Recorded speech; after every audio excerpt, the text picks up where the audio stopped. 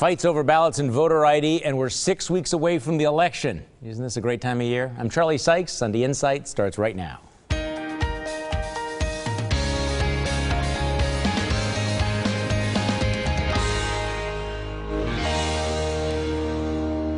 Good morning and welcome to Sunday Insight. In the week that was, the Brewers' playoff chances are hanging by a thread in Pittsburgh.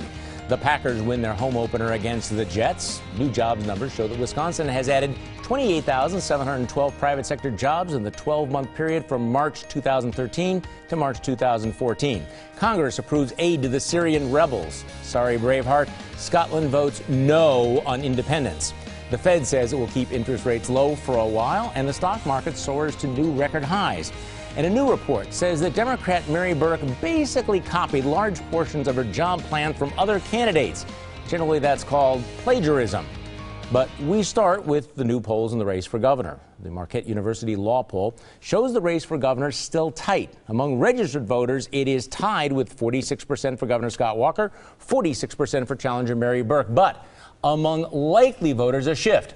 A month ago, Burke led by 2 points, but now the Marquette poll shows Walker with a 3-point lead, 49% to 46%. More good news for Walker.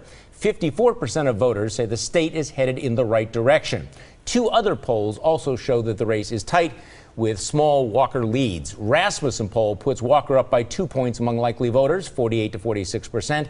And a CBS New York Times YouGov poll puts Walker's lead at 4 points, 49% to 45%. Marquette's poll also showed a dramatic tightening in the race for Attorney General. Last month, Democrat Susan Happ had a 10-point lead, but now Republican Brad Schimmel leads by 1 point among likely voters, 42% to 41%, with the rest undecided or don't know.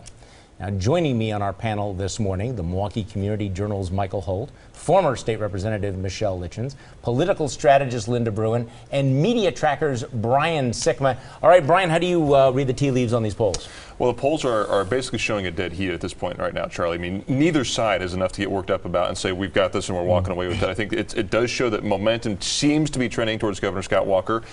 So that's a positive sign for Republicans. Democrats do seem to have a chance here. And you look at the race for Attorney General, that's another interesting race, because if the Democrats were able to capture that and Governor Walker was able to stay in office, that would create a lot of tension in state government. But the polls show right now that Susan Happ's early lead is evaporating very quickly. Well, she's had a bad month. The story about her land deal with a sexual assault, a guy accused of sexual assault, is not hurting. How do you read these polls? Well, I agree that it is a total dead heat, and within the margin of error, I mean, it could go either way. I think the bottom line is turnout. And I also agree the Hop race has tightened, but the vast majority of Wisconsin residents don't know Hop or Schimmel, so that to me is even more up in the air. Okay. Michelle Litchens. When they learn who Hop is, though, they're going to vote against her.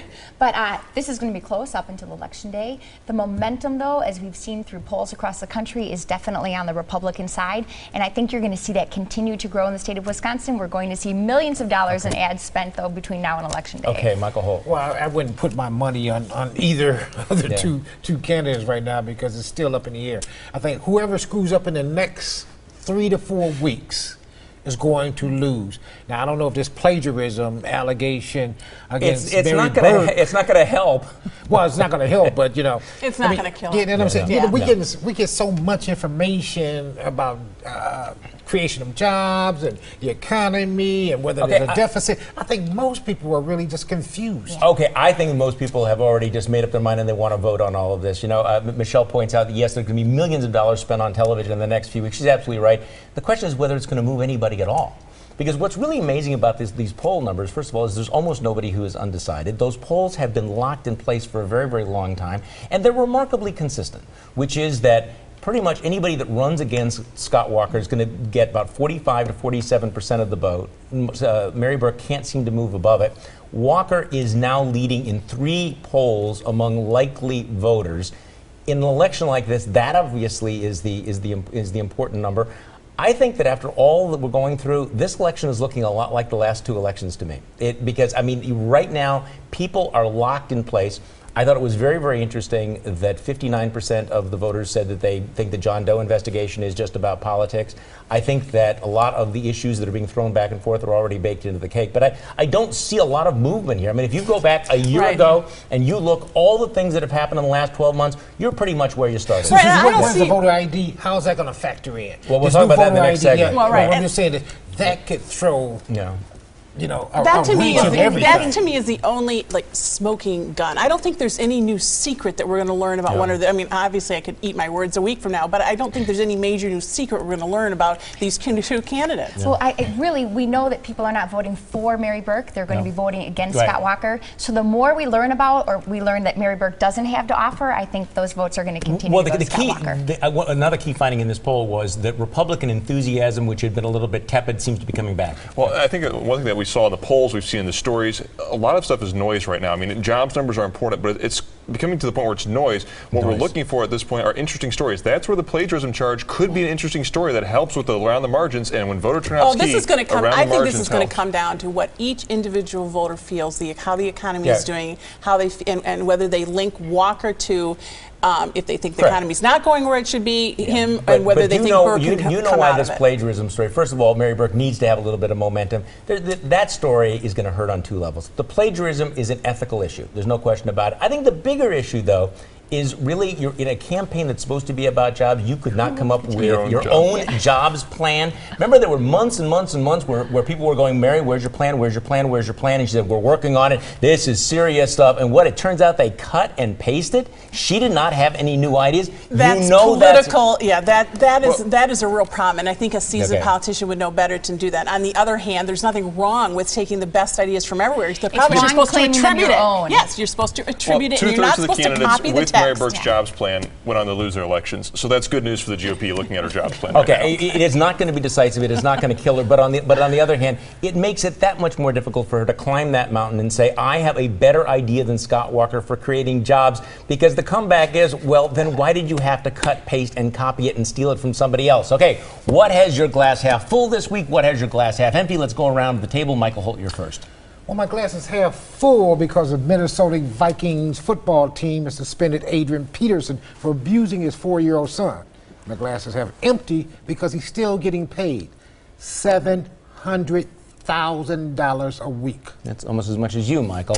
Michelle Litchens. My lifetime. My glass is half full because the media finally did some investigative reporting on Mary Burke and discovered her job plan wasn't really written by her. But my glass is half empty because it took the national media to write about it. Linda Bruin. Well, my glass is half full because the Scottish people turned out in massive numbers to vote last Thursday, thanks in part to the Scottish government, who lowered the voting age, kept polls open for 15 hours, and held education to campaigns to assure that anyone who wanted to vote could vote. But my glass is half empty because here in America, many Republican-controlled states are enacting a variety of measures to make it harder for Americans to vote. Right. Brian Sickman. Well, my glass is half full because a new report by the Legislative Fiscal Bureau shows that there would be a $535 million surplus in the next state budget if normal growth occurs. But my glass is half empty because the media fervor over a projected structural deficit won't likely be repeated with this positive news. Okay, seriously, Michael Holt and I did not compare notes. My glass is half full because the Vikings finally came to their senses and benched Adrian Peterson after he was charged with felony child abuse.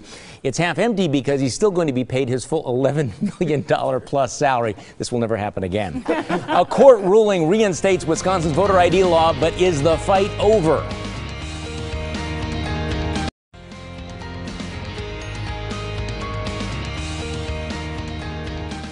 A judicial surprise sends election officials scrambling. A week ago Friday, the 7th Circuit Court of Appeals reinstated Wisconsin's voter ID law, clearing the way for its use in this November's election. Now, the Wisconsin State Supreme Court had already cleared the way for the law, but the federal appeal was widely expected to rule out the use of the IDs this fall. But the federal appeals court judges unanimously overturned the injunction against the law that had been issued by federal judge Lynn Edelman. So is it on, Michael Holt?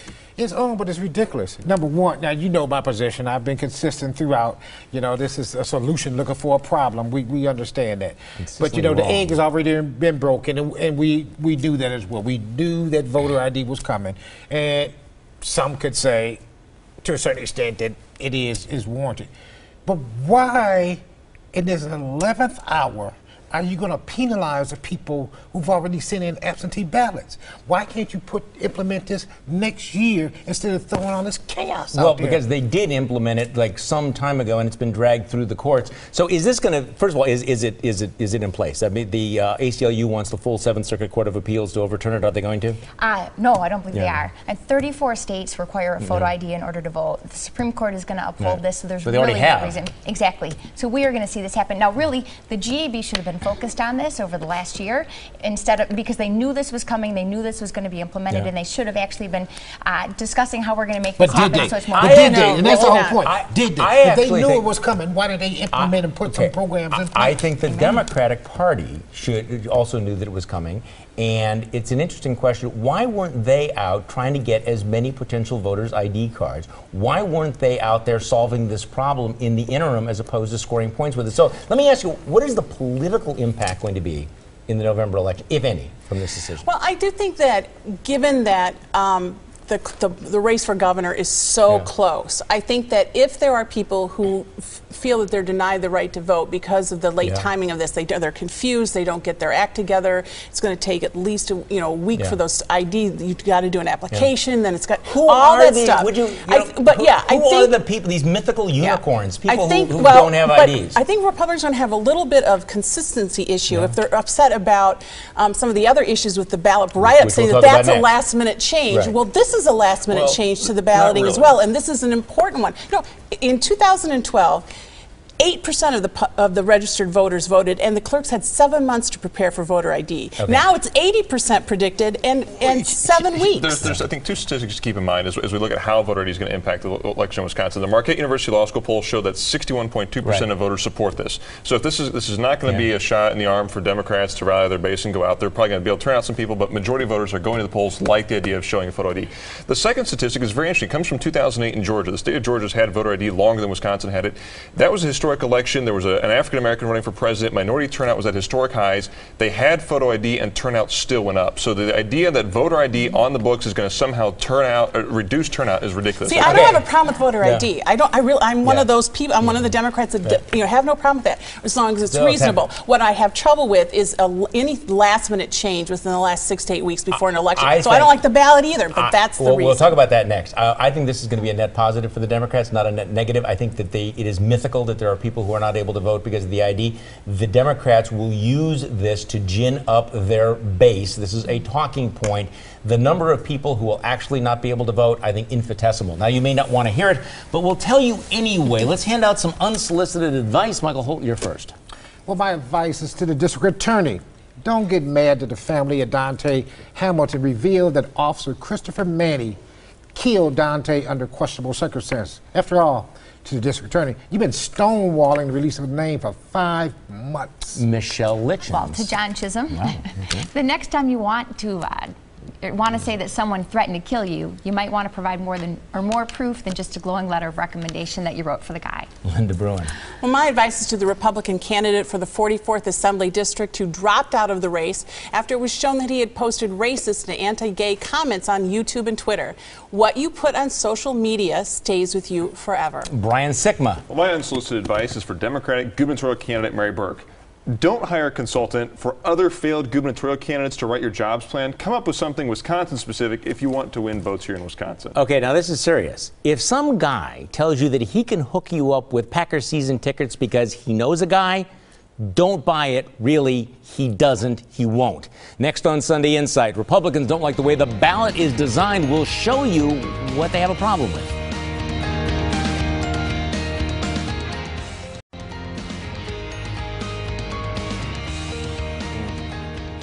A flawed and confusing ballot or much ado about nothing. State Republicans filed a lawsuit last week challenging a new ballot cooked up by the State Accountability Board. Here's the issue. The old ballot separated the title of the office from the names of the candidates. The new ballot looks like this. There's no line between the office and the name of the Democratic candidate for governor, Mary Burke, for example. Republicans objected to the change, questioning why it was being made at all, who made the switch. And they filed a suit in Waukesha County, asking a judge to give county clerks the choice whether or not to use the old ballot. So what's going on here, Michelle? Because I'm confused. Is this a big deal or not? This is a big deal, and this is purely political. Yeah. The GAB was hired a lefty activist from San Francisco to redo their website, and then all of a sudden Kevin Kennedy and the staff decided, why don't you just redesign the ballot at the same time? No one asked for this to be done. They were not authorized to do this, and now you have county clerks from around the state sending their ballot to the GAB asking for permission to use it, and they're denying that. Okay, now we talked about this before. I guess my problem, my question is, first of all, why make the change in the first place? Did anybody? We've talked about politics for years and years. Nobody's ever complained the ballot was confusing. Why do you fix something that's not broken? You know, I think this is much ado about a little something. It is a substantive change, and I don't like that it's coming so close because I don't like any last-minute changes on voters, and to that extent it's confusing. On the other hand, it's not a major change, and I don't believe for a second that the Governmental Accountability Board and Kevin Kennedy had any political motives in this. The only reason the Democrat is listed first is because of state law. Because they change the ballot occasionally all the time. They'll change it as they update it. You know, they just like update change your hair, change your accessories, what? Modern changes come, and recommendations of how best to set them up happen. I don't think this is political at all. If this was a good idea, then shouldn't the Government Accountability Board be saying who made the change? Because we don't know why they made the change. We don't know why they made the change now. And do we know who made the change? We still don't know who made the change. I have repeatedly asked the GAB to disclose who made the change, who authorized this ballot change. They've only said, well, we've been contemplating it since the year 2000, which is actually before their existence. But that aside, I must be misunderstanding you. I mean, this is a governmental agency. We have open records, we have open government, all that transparency. Yes. The word accountability is actually in the name of the organization. Yes. So they won't tell you who decided to change the ballot that millions of people are going to be voting on? Well, not only will they not say who changed the ballot and who authorized the ballot change, they won't even point to any specific action at a board meeting because state statute says that the board itself, this is not the staff, the actual retired judges of the agency have to sign off on this. They can't even point to anything. I've looked through the meetings. It's not there. This just doesn't make any sense to me. That's my problem with it. Yeah, but you know, in a sordid way, I'm saying this is tit for tat. Y'all complaining about this, but you're not complaining about voter ID. I mean, you can't have it both ways. Yes, you can. You can be consistent in saying let's have voter integrity, that everybody that shows up, is who they say they are, and they get to vote who they want to vote for. There's so few. I mean, I agree with voter ID because I think it makes sense. But on the other hand, you can't say with any legitimacy you want voter ID because of fraud that's actually happened. I think we just got to get rid of the Government Accountability Board. Okay, what is it that you don't get this week? Let's go around the table, and Michael Holt, again, you're first. Why is anybody surprised that Madison police arrested African Americans 12 times more often than whites for marijuana possession, even though both races use the drug equally? Did you actually think that racial profiling and racism didn't exist in so-called liberal communities? Michelle Etchins. Charlie, what I don't get is if Mary Burke didn't write her jobs plan, well then who did? Linda Bruin. Well, what I don't get is the NFL Players Association decision to appeal Ray Rice's indefinite suspension for domestic abuse. Unions are supposed to support their members, but when they protect their members at the public's expense, they lose credibility and our support. You don't get how unions operate there? Okay, Brian Sikma. Well, what I don't get is why the mayor, police chief, and district attorney in Milwaukee talk about the need to crack down on criminals illegally carrying guns, but nearly half of all felons caught by police illegally carrying a gun in Milwaukee never get charged for that crime. Well, what I don't get is why after all those months Mary Burke couldn't come up with her own jobs plan. I mean, if she's really so knowledgeable, how come she had to plagiarize large chunks of that plan? What do they teach them at Harvard? Next on Sunday Insight, our panel picks the winners and losers of the week. But first, here's your morning news update. Offices has the answers. They answered all my... It's time for our panel to pick the winners and losers of the week. Michael Holt, you're first. A loser, poor children. According to the latest DPI report, poor children, regardless of color, generally attend poor schools. Wow, it took a study to find that out. My winner supporters of voter ID, this last-minute effort to cram this law down folks' throat less than 2 months before the election is disconcerting and callous. Michelle Etchins.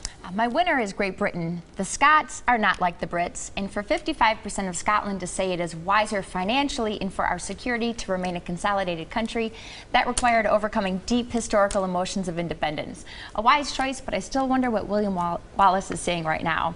My loser is the Wisconsin AFL-CIO who filed a complaint with OSHA regarding Scott Walker's lack of a hard hat and safety gear and a hole he stood in for his commercial.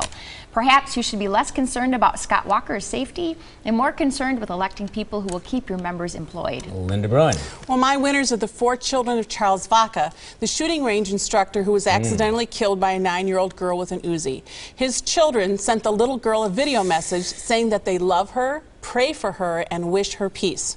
My losers are the 6 latest NFL players arrested for domestic violence and child abuse. Their family members, teams, and fans who make excuses for them. And the NFL, whose years of mild punishment sent the message that players could abuse their families without professional consequences. Brian Sikma. Well, I did not coordinate with Michelle on this one, but my winner of the week is Governor Scott Walker. The United Steelworkers Union filed an OSHA complaint against the governor, complaining he didn't wear a hard hat and safety glasses while standing in a hole in a recent TV ad.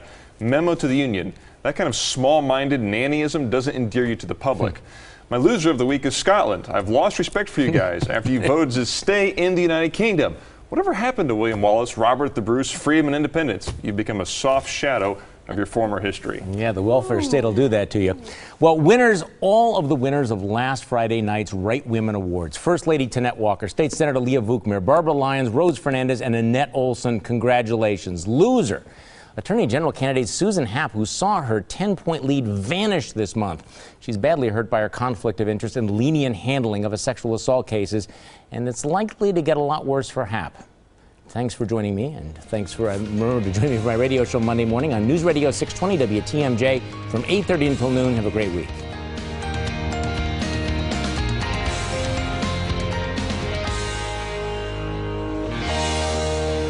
Law offices